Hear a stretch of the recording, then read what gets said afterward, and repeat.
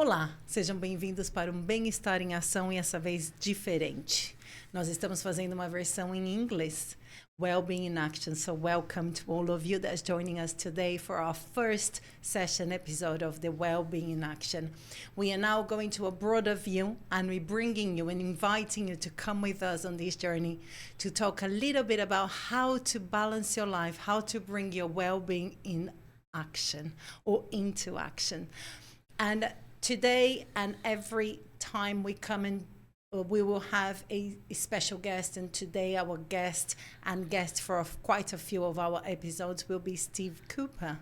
And yes, it is Steve Cooper, my husband, but he's going to be joining us on these discussions. And it's actually a little bit of our life brought into the cameras, because we do that quite a lot at home. We have always these very nice discussions where we're talking about well-being and how to explore, how to bring well-being into our lives with our children, with our animals, and also amongst our friends and families. So once again, I invite you to come and join us. And we are going to be focusing on a few rules for life. And this time we actually sport bringing and using a book from Jordan Peterson and his 12 rules for life. And he says that it's an antidote to chaos. We're actually going to explore some of these rules, and we're going to be discussing a little bit how we can apply some of our guidelines, rules, and situations that surround our daily lives to bring our well-being. Today, I would like, first of all, to introduce Steve. Steve, very nice having you here. Hi, Dani. Hi, everyone. I would like you to talk a little bit about yourself and let people at home know who you are and how we can bring this well-being into action. Well, it's interesting, Dani, because who we are sitting here right now today, there may be some people out there who are watching this who go, oh, I remember that guy. I know that guy. I've been on this planet 52 years. So to say who I am today is actually a culmination of all of these 52 years. Who I was back in 1970 when I was living in Hastings, who I was in the 80s when I was at secondary school, in the 90s when I was at university in Brighton, or even living in Italy, living in Paris, and doing the things that I was doing then, certainly is not who I am today. So what I would say to people is welcome to me today. And also, if you don't know me, well, this is me. If you do know me, take a little time, because like all of us, we've progressed from who we were yesterday to who we are today. Yes, it is a journey, and I often tell people that come into contact with me or the line of business that I'm now developing, and I say, what brought us here will not take us there. And it's a little bit of, yes, we bring a baggage, we bring a lot of experiences with us, but we are developing our ability and skills to get somewhere else. And that's not being ungrateful for the past. Recently, a British MP was talking about how irrelevant A levels were, because as soon as you go for a job on a higher things where you need a university degree or further training and qualifications, they don't ask about your A levels. So A levels aren't important. And I just thought, well, that's very short-sighted, especially for someone who has trained further.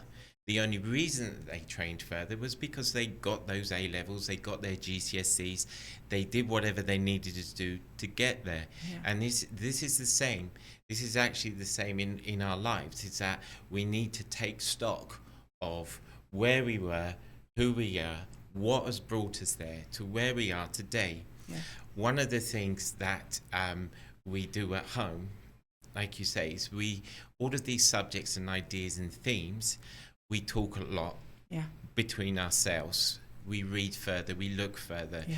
You yourself are doing a postgraduate course. Mm-hmm. Do you want to tell people about that? Yes, I am quite quite towards the end now. So I'm finishing a postgraduate course in neuroscience, behavioral neuroscience, and looking into how we develop as human beings and looking at our brains and how we can actually look at behavior from the perspective of our neurological, our biological being. And very, very interesting, because it's always taking us into different places, into different conversations, and we'll promise you to keep it here as close to one subject as we can. And the reason that we're able to have these conversations is because back in 91, I started doing a Bachelor of Education in the University of Brighton. And the foundation of that, of course, was educational psychology and sociology. So I have a background in training on all of these ideas, which then later on went on and continued to explore through my professional life. And so when we talk about these things, it isn't just something that, here we are just talking about, you know, it's like one of those things where when you see an actor on the screen with their movie, the movie may be 2 hours, but actually this may be a culmination of not just years and years of practicing their own art, but also all the technicians, the cameras, the lighting, the special effects, years and years of practice that comes into it, 3 or 4 years into actually making and developing a film that we'll just watch for 2 hours and think, well, that was easy. There is a lot that we carry that brings us to where we are. And there is a lot even that is part of this idea of who we are, which means our blueprint, our DNA, and then getting to who we are as in how we are using that in our environment and how we're reacting and doing things with other people. And so, as I say, I did the BEd. The BEd was tied in with what's called QTS, Qualified Teaching Status.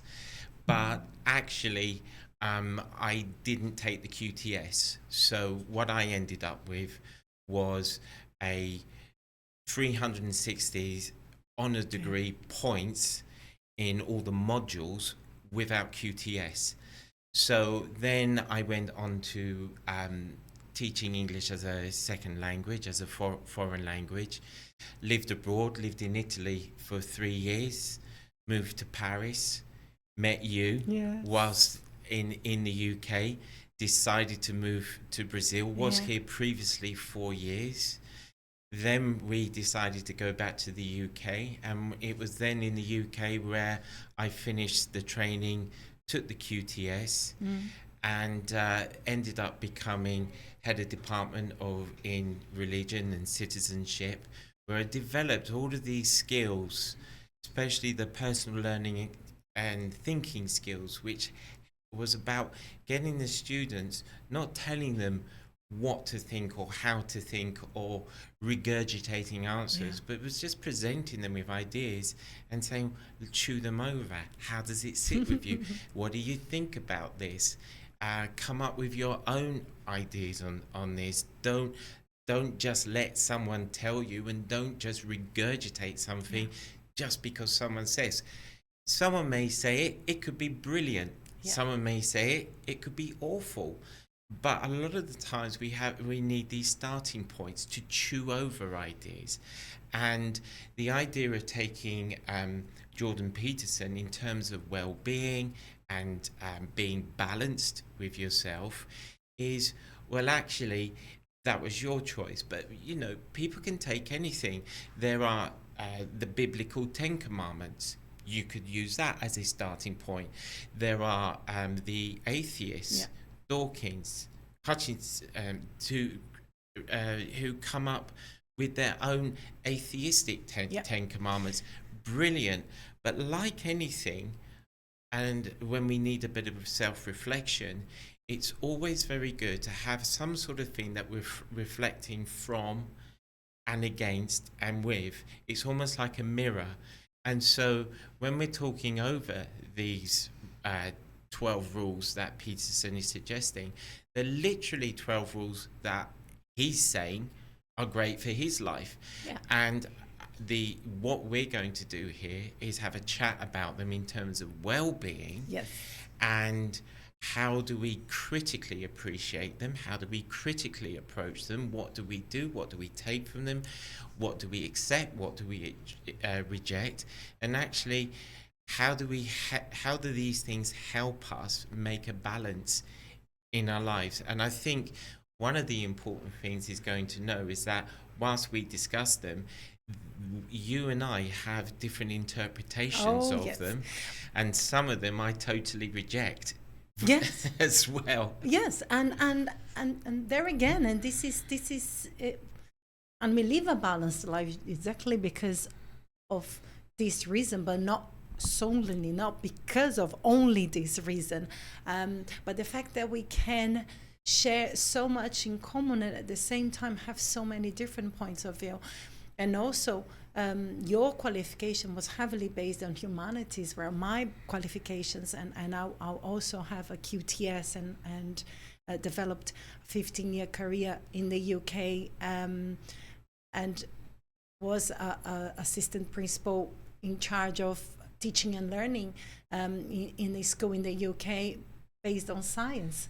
So it is the two ends, but that worked in a young, and we actually felt that. So if you're following there with us, you will be invited to join in this conversation with us and to self-reflect and to actually critically analyze how does all of this information we see with you, and I'm inviting you to be critical about how this approach to rules apply to yourself.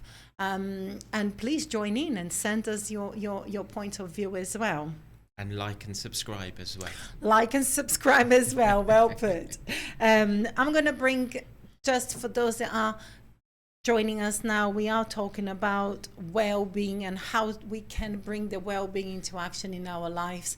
And we're talking about point of view of bringing balance. So first is looking into ourselves and having this journey into how do I bring about my own set of possible rules. We're basing these 4 next episodes in a conversation, a discussion on Jordan Peterson 12 Rules for Life. These are his rules, and we're going to be talking about the 3 first ones today. And this episode we named as Me and My Posture. And we're looking into his 3 first rules, which I will bring it here to read it with you. Rule number 1, stand up straight with your shoulders back. That kind of makes us think about our own posture. Treat yourself like someone you are responsible for helping, and make friends with people who want the best for you. And I'll ask you, Steve, when you think about stand up straight with your shoulders back, what does come to your mind first? Well, when I was living and working in Turin is massively influenced by Fiat. Fiat, F-I-A-T, actually means Fabbrica Italian Automobile Turin. Very bad translation from the Italian. But what that means is many of the businesses that I was involved in teaching English had something to do with Fiat. And one of them was called Lear. And Lear made the seats. And these guys made the seats for everything from Fiat to Ferrari and in between. And this was the first time I heard about ergonomics. And we know that in the cars in the 50s and 60s were very dangerous if you crashed, because you were likely to be impaled, because they were all about style. Then you learned about ergonomics, fitting your body within a physical space so that you actually had correct posture, you sat well, you didn't submarine under the seat because some of the times you would crash, and if you crash and you had a belt, one of the dangers was called submarining, and you slip underneath and your body crumbles anyway. So you sit in a good posture and you have all of the controls at your fingertips where they should be. But one of the things about sitting well actually means you're sitting comfortable, and you could do a long journey without getting tired, and at the end of it you could walk. One of the nicest cars that I had when I was in England actually had massage seats. Yeah. I mean, come on. Making sure you are really well fitted. That's it. So I would go to the gym in the morning, drive to work and get a massage. Yeah. So it's like sorting out your posture. Another thing that I used to do a lot was ride the bicycle. Mm-hmm. And one of the most important things about bicycle riding is fitting the bicycle frame to your body and not your body to the frame. Yeah. So you see people who are cycling and the seat is too low and their knees are too high, or it's too close, then actually it's tiring because you're not using your body correctly. Mm-hmm. So there's also this idea of your posture as well, and your posture as in owning the space in which you walk. Yeah. Now, one of the things we work with the students in school is those kids who just walk in. Yeah. They walk in like they own the place because their posture says it, and they look and they command and they have the voice. And we end up, when we lose this kind of security, is we then start crumpling in and hunching in. Yeah. And then actually, if you remember at schools, we had to give kids interview training for work. How to sit in an interview, how to hold yourself, how to walk in, how to look someone in the space, how to put your hand out and how to sit. It's interesting because when we talk about the physical posture and how much it says in the fact that your body language, the signs that you're just sending, and also in the assemblies, every time I was to deliver assembly to a massive group of students, it might have been 600, we would always say, sit up, sit straight, back towards your seat and bum right there at the back.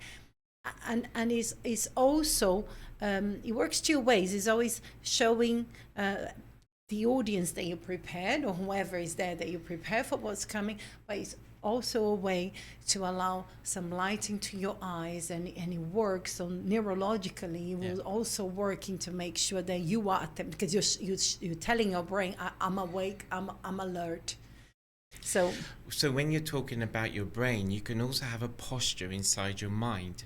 Very so good. what that means is if you walk in with an attitude of, I can do this, something that happened to me, something that happened to our son James, it's the same situation. Both of us are dyslexic. Now, one of the things about dyslexic and dyslexia is processing.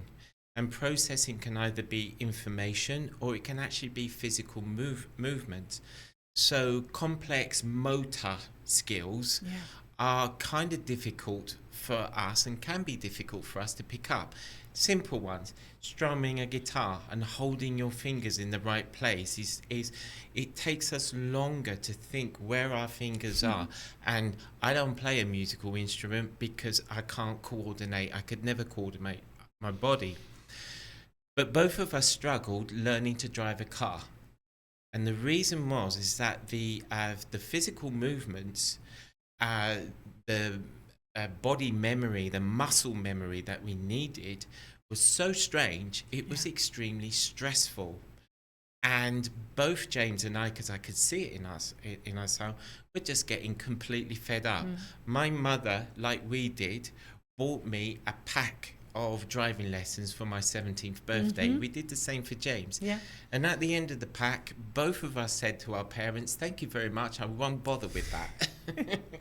I'm just going to bring about the fact that we are speaking from Brazil. We are in Brazil at the moment. And I would like to thank Canal de Piracicaba for this opportunity to be talking to you guys around the world, and I hope this is reaching different people everywhere in this continent or other continents. So please let us know where you're listening from. And at the same time, I would like to bring something that is quite interesting culturally speaking, because when I in Portuguese do this podcast and I talk about posture, it really comes to mind this mindset. Yes. Of how I approach things and what's the posture that I will take, and this is really strong in the Brazilian language, maybe from a Latin language and coming from that.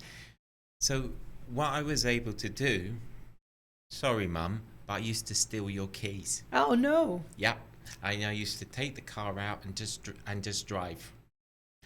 I then also had a motorbike, and I could learn to control a machine that's traveling 60 miles an hour without someone telling me what to do, because I'm trying to learn and someone is telling me, and it was like I can't process what's going on.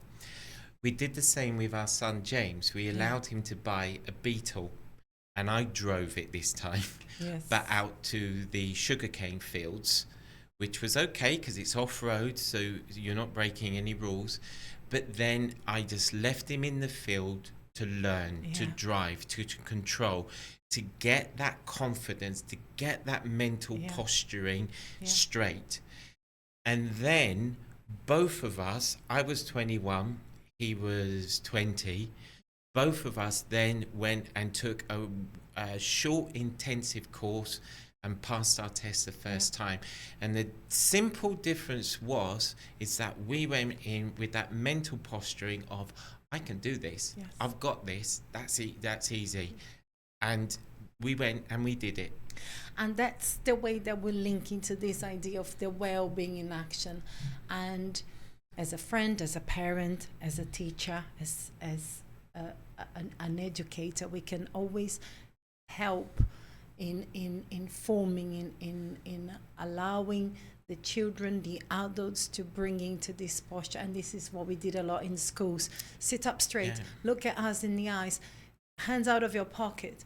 And this is the idea to show. It's also the language that we... It is the language, yes. People would say, I can't do this, it's too hard. Yeah. So your language is causing that mental barrier. Yeah. This is for me, you won't like this. I don't think that you will like this. I'm not sure we're going to. That kind of negative causes a lot of barriers, because actually what you're saying is what's going on. Yes. So it's important to listen. And one of the things that we used to do with students, one of the things we did with our kids, one of the things we do with people is when they would say, I can't do it, it's impossible, we would stop and break them down and say, okay, actually, tell me what you can do. Let's work on what you can do. Look what you're doing well. Tell me what you're doing well. Now tell me what's difficult and explain to me. Yes. Because just to say, I don't like it, I can't do it, you won't, it's not good enough. Yes, things can be hard, and we're not denying that or being silly about it, but actually some of the overcoming of it is simply stopping, taking that deep breath. And one of the things that deep breath does is actually, like you say, and it gets you into that posture. Take the deep breath, think, relax, and move forward. And often a deep breath is actually to oxygenate your brain and allow you to have fresher reaction to the situation, or actually a better response once the reaction has already occurred. We are here talking about well-being, and we're bringing to you ideas, discussion on how to apply this well-being in action.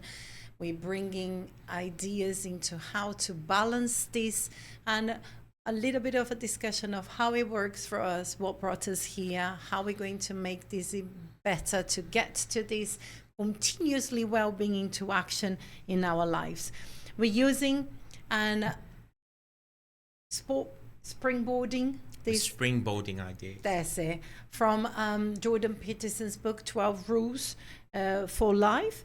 We discussed the first rule as just briefly, but what brings to mind when we think about stand up straight with your shoulders back. We're going to move into the second rule, just as another way of discussing and getting you at home, wherever you are, to self-reflect, to go into this safe place inside there with you, and think about treat yourself like someone you are responsible for helping. So I think we did that a lot in life, but treat yourself like someone you are responsible for help, and still do. What comes to mind, Steve? It's very easy for us to point out the faults in others. It's very easy for us to say to someone, you should do this, you should go there, you should, you shouldn't, and so on. But what about to ourselves?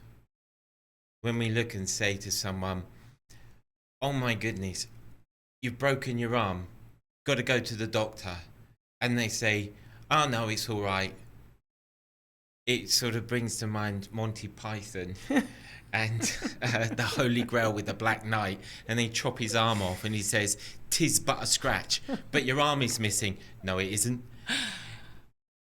Our friends will point things out and they will say things to us.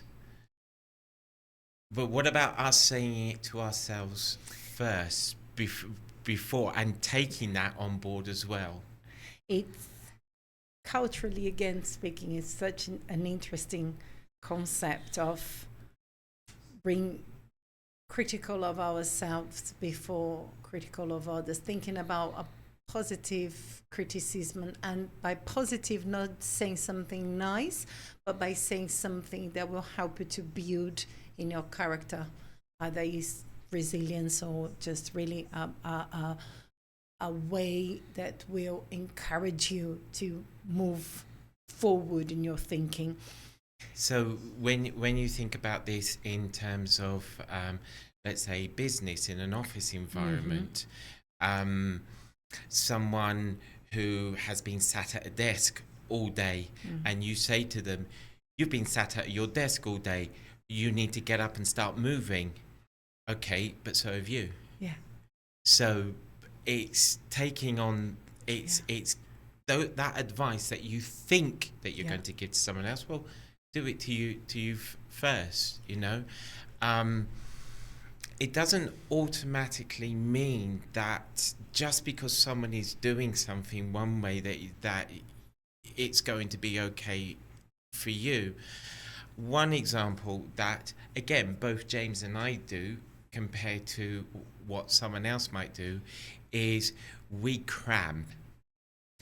If we know there is a 2-week deadline, we will procrastinate until 11:30 at night of the deadline. Now, we could have done it before. We may have been thinking about all of this stuff, but we're going to cram. So when I was teaching, one of the things that would come up with students with GCSEs is that we would create a revision timetable. And I would be sitting there going, yes, well, it's February now and your exams are coming up and you've got 5 months, let's start there. And inside of me going, yeah, I wouldn't do this either on there. But you see, it's what works for you. What does work for you? One of the night before I got my QTS, I knew everything that I had to do. I had it all organized in my head. I knew where everything was. And you and the kids went to bed 8 o'clock, 9 o'clock. Then the house was mine. And the first thing I did was I drove out to a fast food restaurant, got myself a hamburger and a very large Coke, and smashed my way through that night and got it done, because I could get it done and I knew I could get it done. Someone else might be doing it something different, and someone else will be listening to this and going, what are you doing? Are you crazy? This would drive me insane. But you see, being a good friend to yourself is absolutely knowing yourself. You got to know yourself.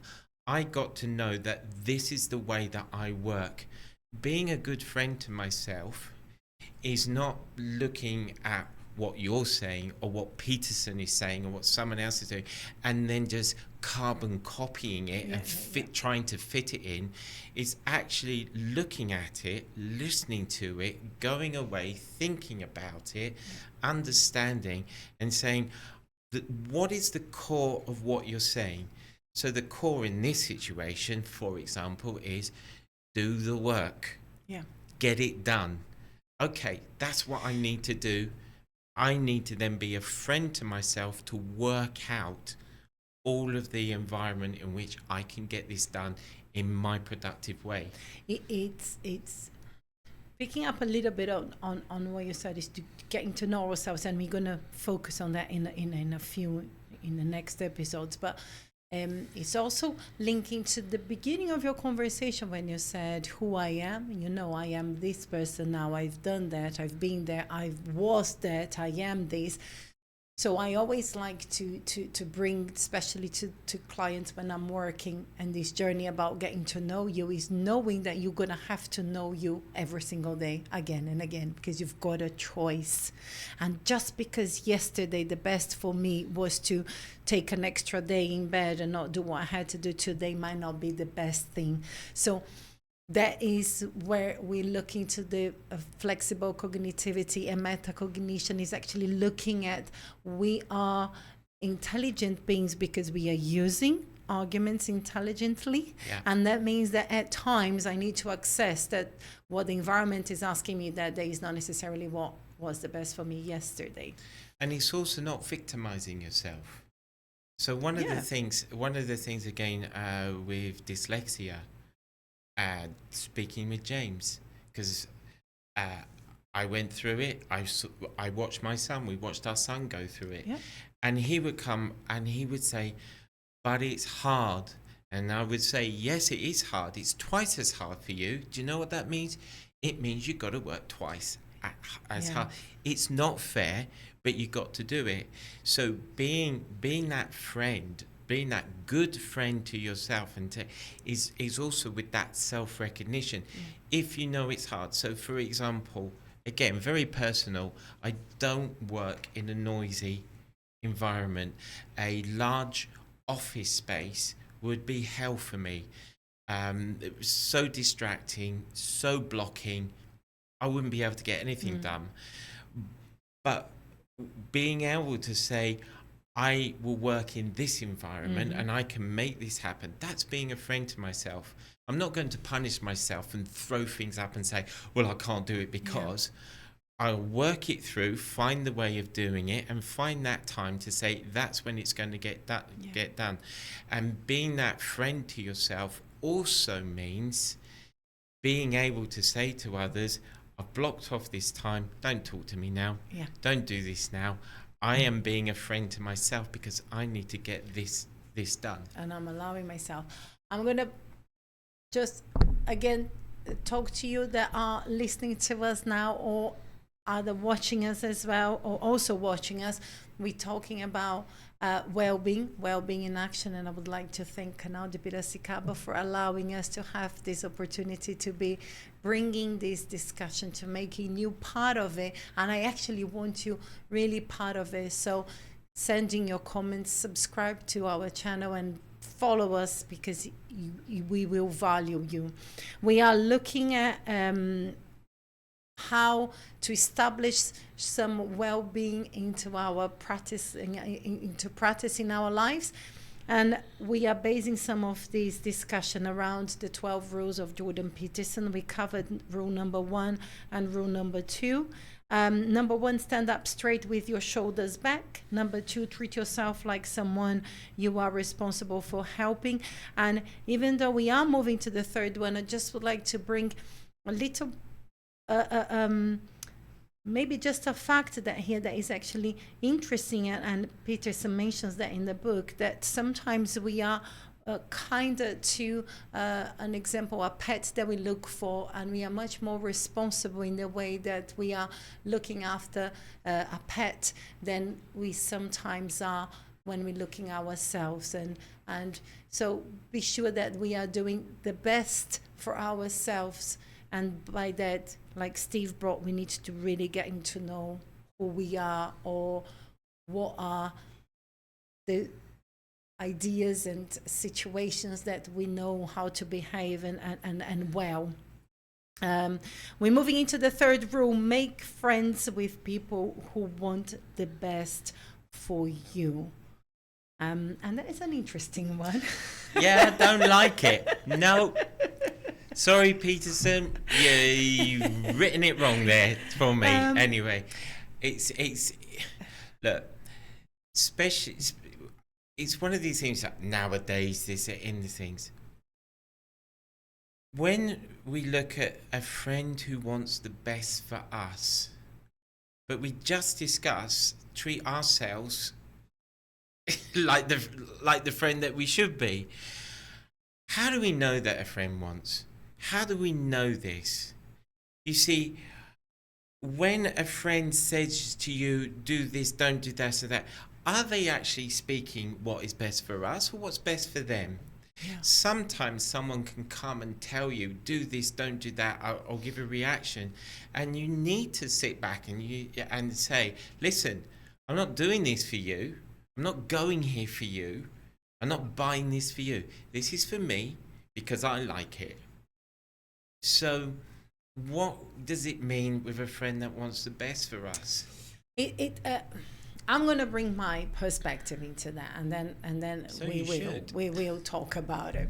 I'm thinking, and I do a lot of work with companies, and within a company setup, there are some protocols, and then I'm really using the word that we use a lot in Portuguese with protocolos, procedures, and if we think about that, a friend would be the one that would guide me to fit into that protocol and example. So if I have a colleague at work that I will perceive as my friend, it would be someone that if I were to step out of these rules, or for some reason do something that would damage my well-being within that culture, would be one that says, hold on, I want you to think about it, but it's what I want to do, but not necessarily in this moment. What you want to do is the best for you. So in that context, I actually I understand that, and I agree. The interesting thing is that when you work within a business, the business has its culture, and it has its box of rules. Yes. And what you are doing with signing your contract is, remember, it's a two-way thing. Yes, you're going to get paid, but actually you're also signing up to say, I'm going to follow these rules. That's it. Now, some of the rules we know, some of them we don't know, some of them we follow naturally, some of them we break and we don't even know about it. Yeah. The point is about a company and a company culture is you're free to leave. If you like it, you like the job, but you don't like the company culture, leave. Yeah. It's a contract. It's a two-way. You're not tied to it. Follow the procedures, follow the rules, follow it is. And you're absolutely right. A good friend is someone who wants to see you do the best for yourself and achieve within that. I had a really good mentor, Chris Houghton, love him to bits. And we worked very, very closely on things for many years. And I used to use him as my mental wall. What would Houghton tell me? What would he say? And I would like to think that part of my success and was moving on and always remembering that I had that good friend who would tell me honestly when something was good, when something was not good, to think about. The point is that when we're looking at the well-being, our balance in our social life, there are no rules. This is why I think that we're deciding to use Peterson as the springboard, just to say, look, we're starting the conversation about this. But you see, when the problem out in the real world, there are so many people with their own objectives, with their own hidden agendas. You know, you're going to meet the narcissist who will absolutely be as glowing and as wonderful, praising of you, so long as they're getting what they want. The minute that stops, then there's going to be the attack. So you're going to say, well, where did that come from? You're going to meet people who actually are scared. And all they want you to do is stop rocking the boat. Now you need to, which goes right the way back to the first point about the posturing and things, is know yourself. If you know yourself, and this is something that we're talking now that we're 50 years old. When almost one more year. Sorry, you're now 22 years old.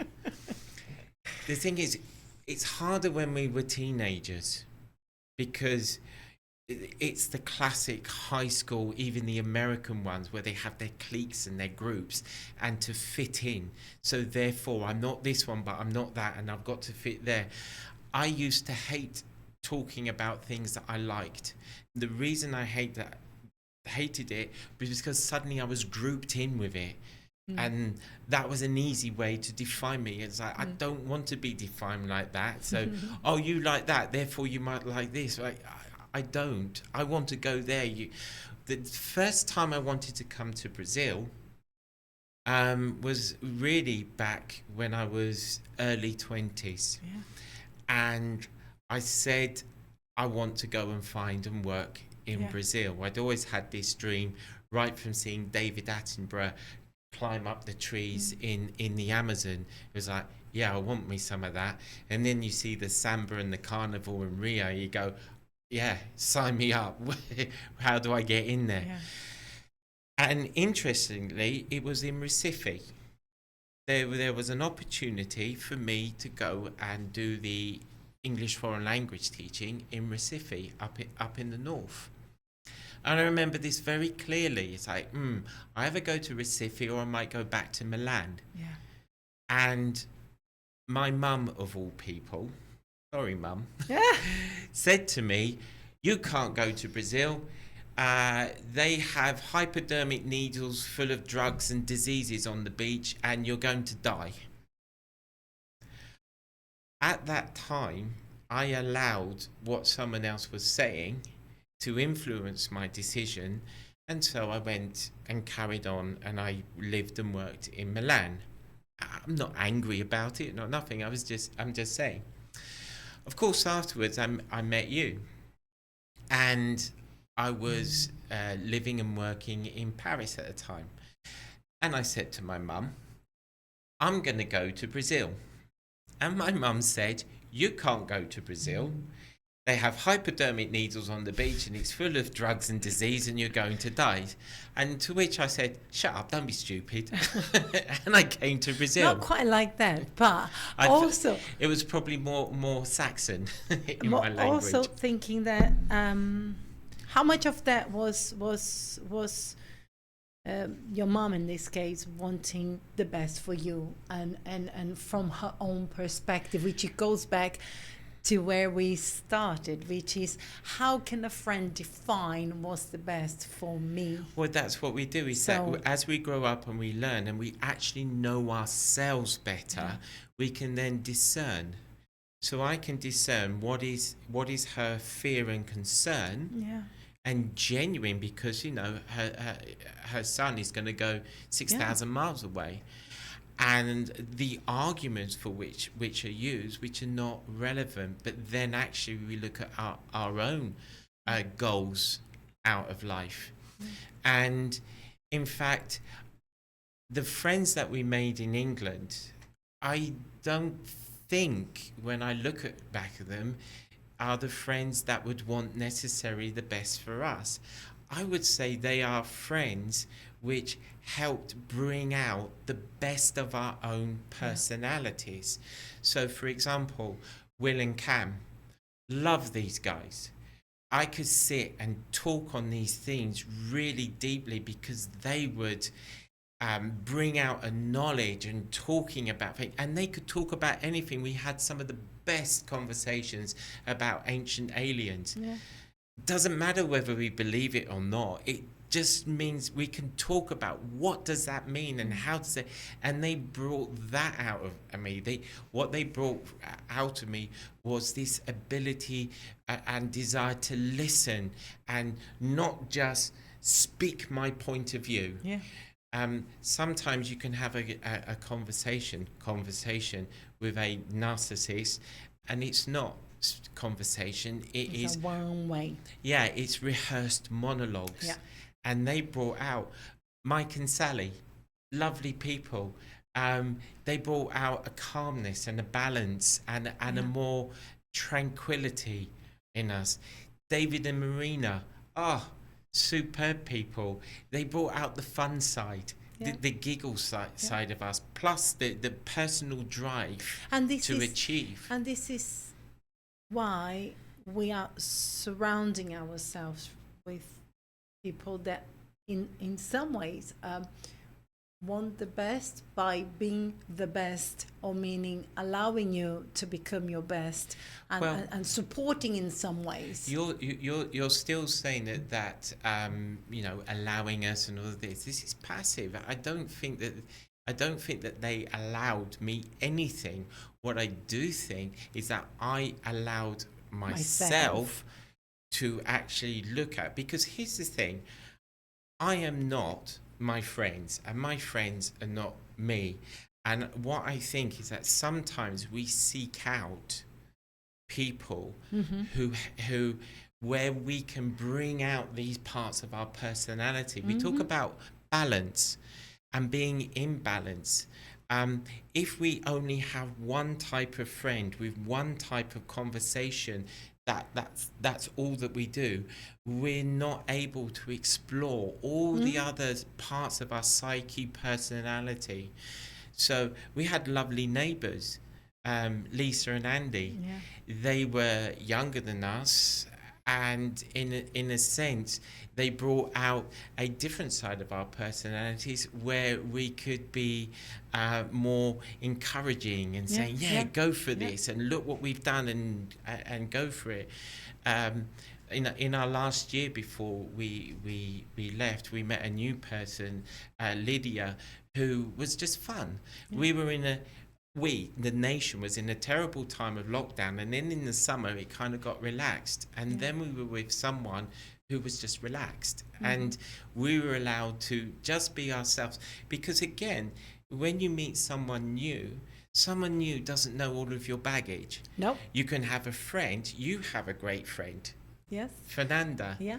She knows your history. Yeah. So the conversations that you have, like I have with Michael and Sally, are so different than the conversation that I might have with someone who I've just met and just become friends with. And sometimes I like to talk to Mike because he knows that history, and sometimes I like to talk to this person because you don't know anything.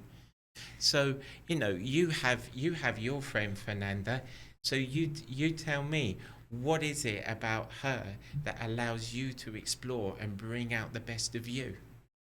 I think it's just by being in that comfortable stage of not having to restrain myself to behaving in a certain way, and just by doing what we're doing now, we just so transparent in the sense that there is no hidden agenda. It's just a conversation. So when I'm with her, I feel that I'm not fulfilling a purpose. I am just being, and by that we're building something together within those moments that we're there. And also, and we will have that a lot, that being friends together and apart, because we will forever have that being from different cultures, and we'll have people here and people there, or people here, wherever we are.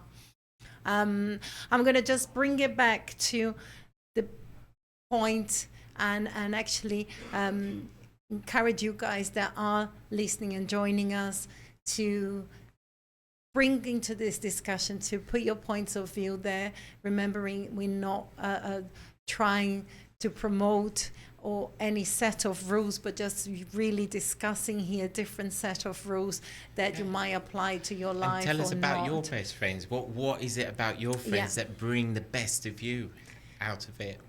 And we'll continue that, but not in this time that we have. We are coming to a close. I would like you to join us again in another conversation. Steve, would you like to say something? Just on the theme of posture, because the theme today is your well-being and posture and holding yourself well. I think in all of this, when you're with a friend and these friends are bringing this best out of you, you can hold your head up high. You've got that posture. Any person with which you need to watch your language, you need to control yourself, and you feel down afterwards, well, then reassess. Because no, I only want the best of you. This is in danger of controlling, of becoming controlling, especially gaslighting and narcissism. I'm not doing this for me, I'm doing this for you. These can be red flags, Peterson. These can be red flags and warnings. So actually in terms of posture, when you're being you're at the second rule, being your own best friend, you're holding yourself up. You're being true to yourself. You're not beating yourself up or putting yourself down. And going back to the first one, just holding yourself in that position, and being well and being balanced. These are great. And again, I'm going to emphasize what Dani was saying, is that we are not promoting Peterson's rule, neither are we destroying them. We're just critically appraising them, critically looking at them and then saying, look, these are things that can help us bring balance to our own life. Some people will live by the 10 Commandments, some people will live by these sets of rules, some people will. But the idea of having these sets of rules and standards within your own life for which you can hold yourself up and you can say, this makes me feel good and comfortable, so that even when you are with your friends and they're doing something outside of these rules that you feel uncomfortable, first of all, you know why. And second of all, you can choose to do something about it. Yeah. And more importantly, be in control of your situation.